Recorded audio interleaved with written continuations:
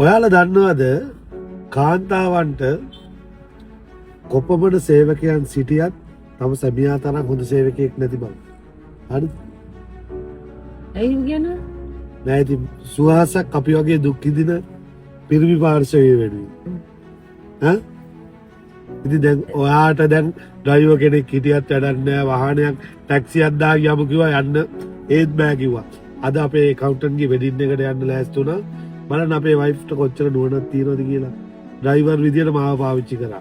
ශ්‍රී ලංකා රථවාහන පොලිසිය අවදියෙන් ඉඳින්දා පළවෙනි වතාවකට වෙඩින් එකට ගිහලා මම බොන්න නැතුව ගෙදර යනවා.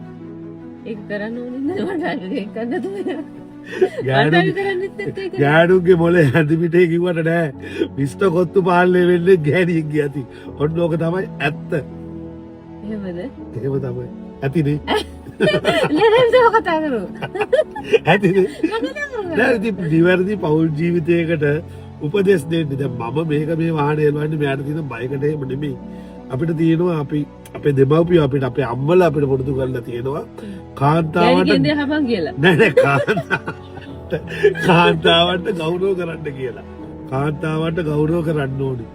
ඒක තමයි මම මේ කරන්නේ. අම්මා කිව්වද? අපේ අම්මා කියන්නේ අපේ අම්මා තාත්තට කොච්චර ගෞරව කරනවද? අපේ අම්මා මේ වීඩියෝ එක බැලුවොත් එහෙම අපේ තාත්තට කතා කරන්න පුළුවන් නම් කියයි. අපේ තාත්තත් අම්මා කතා කරන්නේ තාත්තා කතා කරන්නේ නැති අම්මට තියෙන බයකට නෙමෙයි. අපේ තාත්තගේ අම්මා පුරුදු කරපු දෙයක් තියෙනවා. ඒ අපේ තාත්තගේ අම්මා පුරුදු කරලා තියෙන කාන්තාවන්ට කරු කරන්න කියලා. මට අම්මගෙන් අහන්න පුළුවන් ආච්චිගෙන් අහන්න බෑ ආච්චි ජීවිතේ කතර නෑ. ඉතින් ඔන්න ඔක තමයි ඇත්ත. ඉතින් පෞල් ජීවිතයක් ගෙනියනවා කියන්නේ මෙන්න මේ විදිය තමයි ඉන්න ඕනේ. මේ විතරෙන් ගෙනියන්න ඕනේ. මේ විදියට ගෙනියන්න ඕනේ. මේක හොඳ උපදේශයක් මම මේ කියන්නේ. හරිද? ඒ කියන්නේ දැන් උදේ ඔයා මට ගැහුවා කියලා මට මේ කියන්න බෑනේ. ආයිති. හරිද? ඒවා කියන්න බෑනේ. දන්නෝ දන්නේදී. හරි. එහෙනම් අදට අපි සමු ගන්නවා. ස්තුතියි.